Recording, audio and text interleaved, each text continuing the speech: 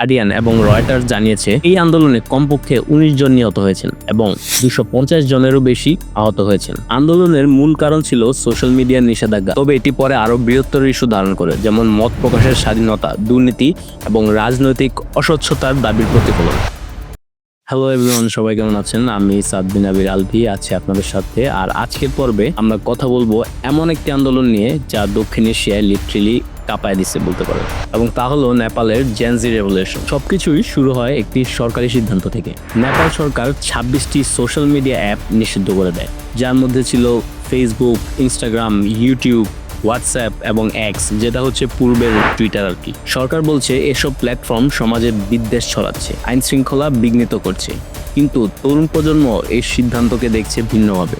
এই সোশ্যাল মিডিয়াগুলো তাদের জন্য ছিল বেসিক্যালি মত প্রকাশের স্বাধীনতা। আর যে অ্যাকশনটি নেপাল সরকার এই সোশ্যাল মিডিয়ার উপর নিয়েছে তার সরাসরি প্রভাব পড়ে মত প্রকাশের স্বাধীনতার উপর। আচ্ছা, নেপালের জেনজি যারা, তারা হচ্ছে ডিজিটাল যুগে বেড়ে উঠেছে। তারা জানে যে সোশ্যাল মিডিয়া শুধু বিনোদন নয়, এটি তাদের শিক্ষা, চাকরি, ব্যবসা, এমনকি নিজেদের কণ্ঠস্বর তুলে ধরার সবচেয়ে বড় একটি মাধ্যম।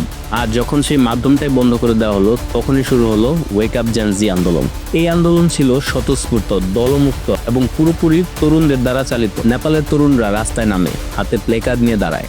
তাদের প্লেকার্ডে লেখা hour voice hour rights, we are not your puppets. তারা বেসিক্যালি প্রযুক্তিকে নিজেদের পক্ষে ব্যবহার করে। তারা ভিপিএন দিয়ে ব্লগ, সোশ্যাল মিডিয়াতে ঢুকে ভিডিও ছড়িয়ে দেয় এবং ক্যাম্পাস থেকে ক্যাম্পাসে বার্তা ছড়ায় দেয়। টিকটকের মাধ্যমে তাদের প্রতিবাদ সংগঠিত করে। আর এই সবকিছু দেখে সেই দেশের সরকার চুপ করে থাকেনি। বিক্ষোভ দমন করতে police tear gas, rubber bullet ব্যবহার করে। সেই সাথে অনেক তরুণদের গ্রেফতার করা হয় এবং অনেকে আহত হয়।